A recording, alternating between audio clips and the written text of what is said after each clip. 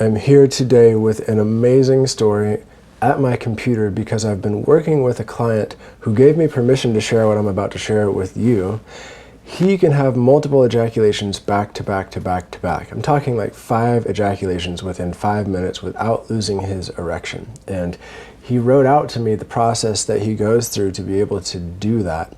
And it's fascinating to me. Here's how he does it. Short version. He says, if I instead remove all stimulation about 1 second before ejaculation starts, and then I do not touch for 5 to 10 seconds after ejaculation, I won't lose my erection at all and can continue to have more ejaculations in this fashion until I decide to apply stimulation through the ejaculation. And then he goes down here to say that I have done this 5 times in 5 minutes. It's not as though this process repeats quickly, but it is possible with practice to force ejaculation to repeat in 1-minute intervals. What? So I'm going to clarify a couple things, and I really am curious about your experience, and I want to give you all the things to try so you can try this and come back to me with a comment in this video, because this is super interesting to me. The gist of what he's doing is that he is having sex or self-pleasuring and getting right up to the point of no return, and then he goes over that point of no return, but within the second or two before he has an ejaculation, he stops all stimulation of his penis and totally relaxes. No stimulation through the ejaculation at all. And like he said, no stimulation for 5 to 10 seconds afterwards. And what happens is he still ejaculates, in his words, like multiple squirts, multiple squirts of ejaculation come out. But the interesting thing is he's not actually having a full-on pleasurable orgasm through that experience. And so he reached out to me because he was kind of concerned. He saw me talking about how to have orgasms without ejaculation, and he thought maybe he's going down the wrong track. He talked to a couple of his friends, and they all thought he was like crazy or like something was wrong with him for being able to do this. And so we started this whole conversation. And the benefit of this, like the one benefit that he's able to say, is that it allows for the sexiness of ejaculation to happen over and over and over again. It's not like an inherently like massively pleasurable experience for him, but for his partner or partners who might appreciate or enjoy or feel it's sexy to be ejaculated on or in, or to see ejaculation, to have that repeatedly happen, he said it has blown multiple lovers' minds and like made them so aroused. And so that's obviously like a win. And if you can do that without losing your erection, pretty cool too. And also for clarity, he says that finally at the end, he can choose to have an ejaculatory orgasm where he stimulates himself or receives stimulation from his partner throughout the whole ejaculation, and that is the thing that actually catalyzes the orgasm, and that is the thing that catalyzes his refractory period. In his other experiences, he doesn't go into the refractory period. As long as he abstains from stimulation and maintains relaxation in his pelvic floor through his ejaculation. Now, I've tried this because I want to try all the things.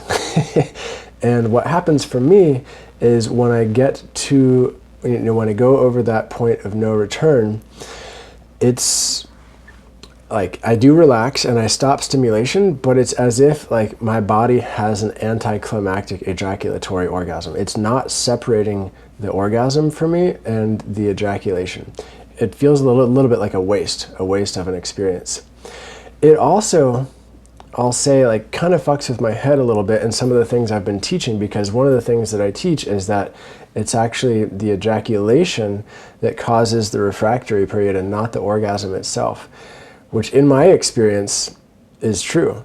And a lot of other guys' experiences is true, but apparently not in this person's experience. So there's one piece, and I'm just kind of thinking out loud right now talking to you, like there's one piece that I would be very curious to know if this guy, his name is Michael, and he said I could share his name, if he's able to go actually to a semen analysis center, like a sperm donor center, and check his sperm count to see if there's actually sperm coming out in his ejaculations. Because my theory is that it's actually pre-cum, like a large amount of pre-cum, and it's not actually the full ejaculatory process. One of the things he says that makes me think that it's not a full ejaculatory process is he says, to be graphic about it, ejaculation would be the series of short contractions that result in the release of semen, usually in 3 or 4 progressively less powerful spurts, surges over a few seconds.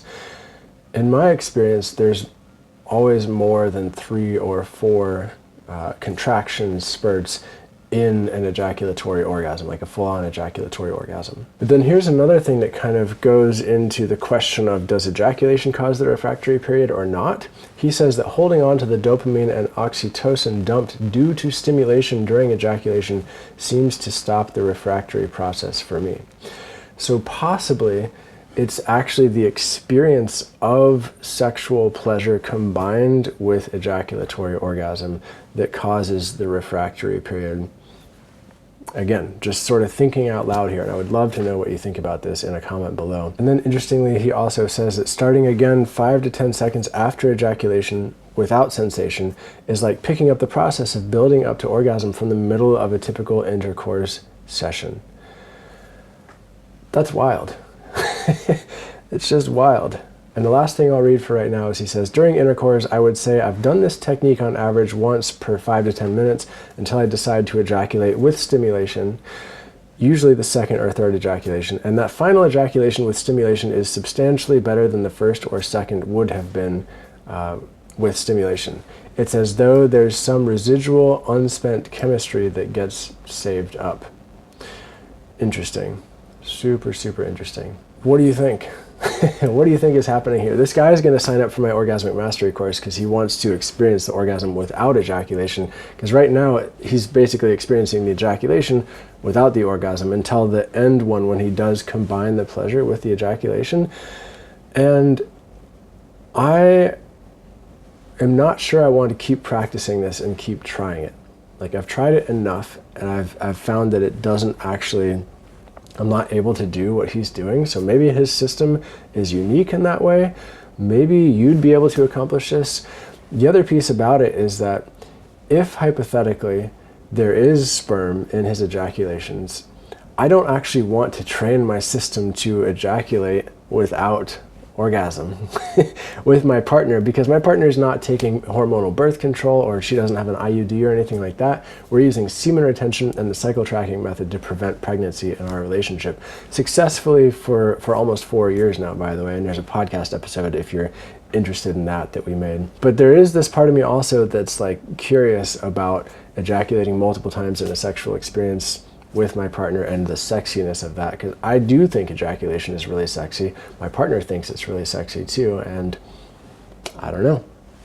Could be nice to try. So if you want to try this, you have everything you need to know. Basically, you just masturbate, you take yourself up to the point of no return, then you stop all stimulation right after you cross the point of no return and relax your body, relax your pelvic floor, and see if you can ejaculate, and then wait 10 seconds or so, and then begin stimulation again to see if your erection sustains. You just have to be okay with the fact that you might lose out on a pleasurable ejaculatory orgasm, because that's what happened to me. And I was like, I'm willing to sacrifice this for the sake of experimentation, but I've experimented enough at this point that I might be done experimenting. I might do a couple more experiments based on your feedback in any comments below. So thank you again. I look forward to hearing from you, and please share as openly, as graphically as you feel like you need to share to be able to get your experience across in a comment. That would be helpful for all of us. We're in this particular exploration together. See you next time.